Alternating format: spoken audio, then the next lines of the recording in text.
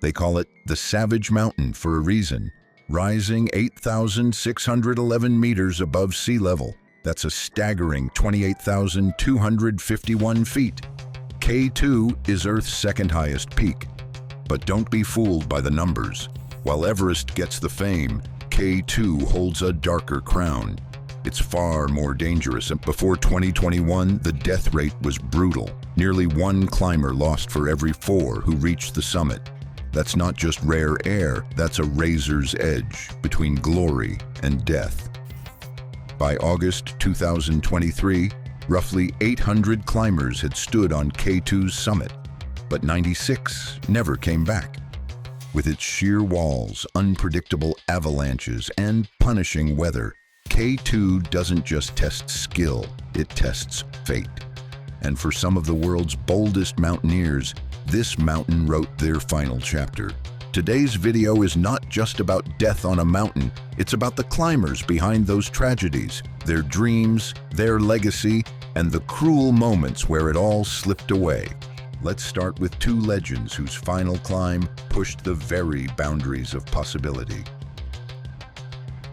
In the world of mountaineering, some names are whispered with respect. And in Japan, Kazuya Hirade and Kenro Nakajima were exactly that. These weren't thrill-seekers chasing Instagram likes. They were artists of the vertical world. Hirade, at 45, was already Japan's most decorated alpinist, a climber who thrived on impossibility. Nakajima, 39, was a little younger, but just as driven. The two had scaled giants together, Pakistan's Shispar, Rakaposhi, and Tichmir, not by following existing routes, but by carving new ones. Their partnership was as precise as it was fearless. They weren't climbing for fame or sponsorships. They were chasing silence, the kind only found on unclimbed ridges in frozen stillness thousands of meters above the world. Their climbs often avoided the spotlight. But within the climbing community, their achievements echoed loudly. Other elite climbers referred to them as the shadow pioneers, always pushing boundaries in places where no one else dared to go. Then came July 2024, and with it, their boldest ambition yet, K2's unclimbed west face. This wasn't just an alternate route. This was a sheer vertical cliff of ice and rock, nearly untouched.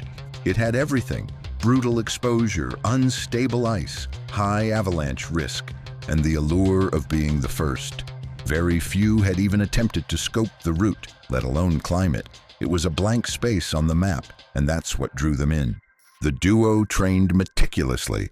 They mapped every crevice, tested gear again and again, and rehearsed survival protocols. Every danger was considered. They even consulted previous expedition notes from the 1980s, one of the few times the west face had been partially explored. Hirade was known to obsess over weather patterns and ice formations.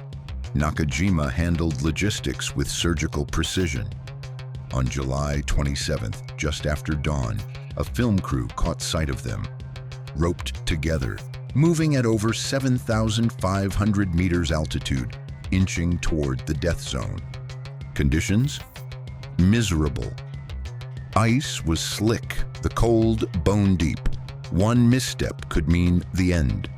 And that's exactly what happened. It wasn't a dramatic avalanche or a sudden storm. It was just a moment, a slip, a betrayal of footing, and in an instant, both climbers were falling. Over a kilometer straight down, more than 1,000 vertical meters. The two vanished from the face.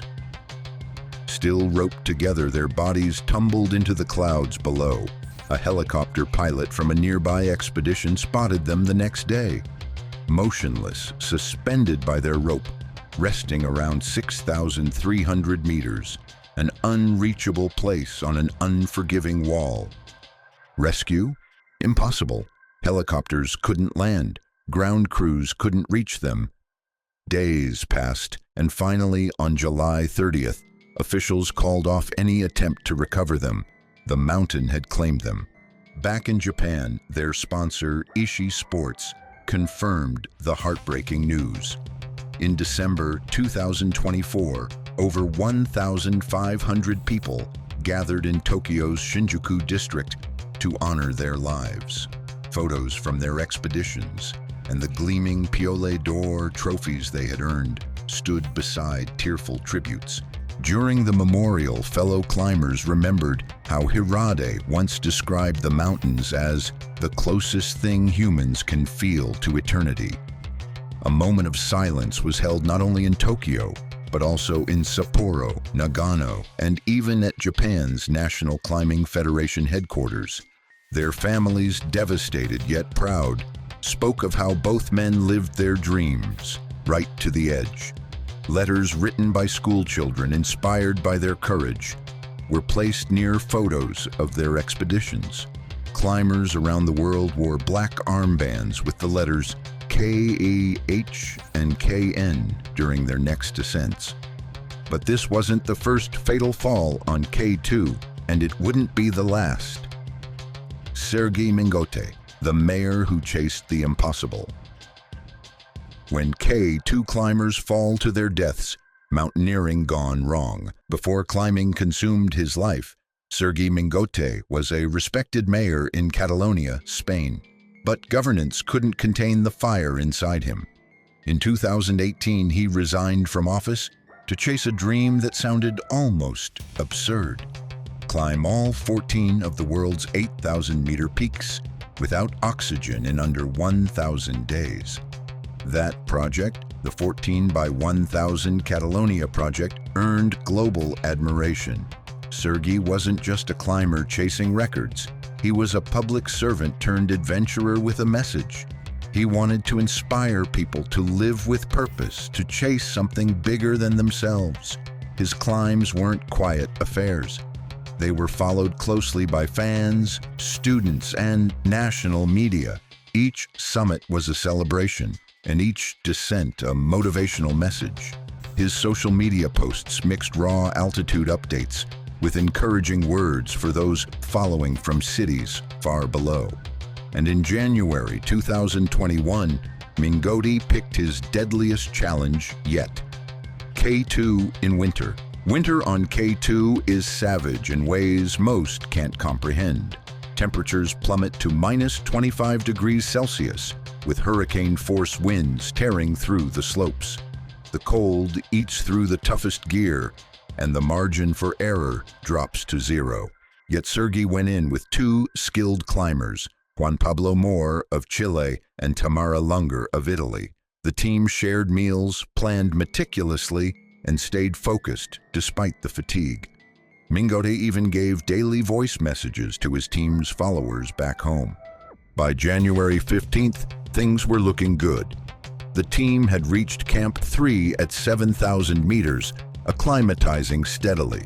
Spirits were cautiously optimistic. Mingote was particularly vocal about how proud he was of the team's progress.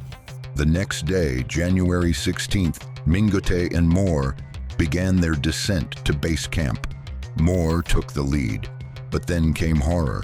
Moore looked back and saw someone falling, a blur of motion, uncontrolled, tumbling down the slope. It was Sergei. He had fallen nearly 600 meters. His GPS tracker sent erratic signals. The news hit base camp like a punch.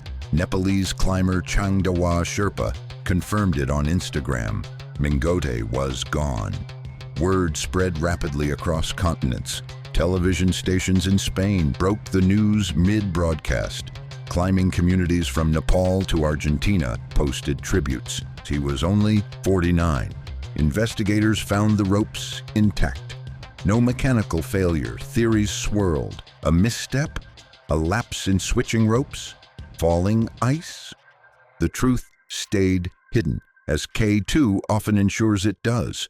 Spain's prime minister paid tribute publicly. Friends and fans poured out messages of disbelief. Mingote's own Instagram posted a farewell, "Rest in peace, Sergey. Today you start a new climb." His last post, just a day before, had proudly marked reaching 7,000 meters. Back at base camp, grief was suffocating. One climber, Alex Gavin, left the mountain immediately. For him, the climb had ended with that fall. But more and longer, they chose to continue, believing Sergey's spirit climbed with them. They had no idea tragedy hadn't finished its work yet. To many, he had redefined what was possible for those outside the elite climbing world. Skatov had become more than a climber. He was a national symbol. Even the Prime Minister paid tribute, calling him a man of causes. The mountain had taken enough. There was solace in knowing he died doing what he loved, on a peak he deeply respected. The stories of these climbers are not just about death. They're about pursuit, passion, and the high cost of chasing the sky. K2 gives nothing freely. It takes without apology. But for those who dare, who push beyond fear and fatigue, it offers something beyond description, a glimpse of eternity. Each of these climbers lived boldly. They didn't court death, but they knew the risks. And still, they climbed. Their stories echo far beyond the Karakoram range. In every climber who dreams of summits, in every heart that refuses to quit. If these stories moved you, if the spirit of these climbers inspired you even just a little, hit that like button, subscribe, and turn on notifications so you never miss a deep dive like this. And share this video with someone who needs to understand the true cost and the beauty of chasing greatness.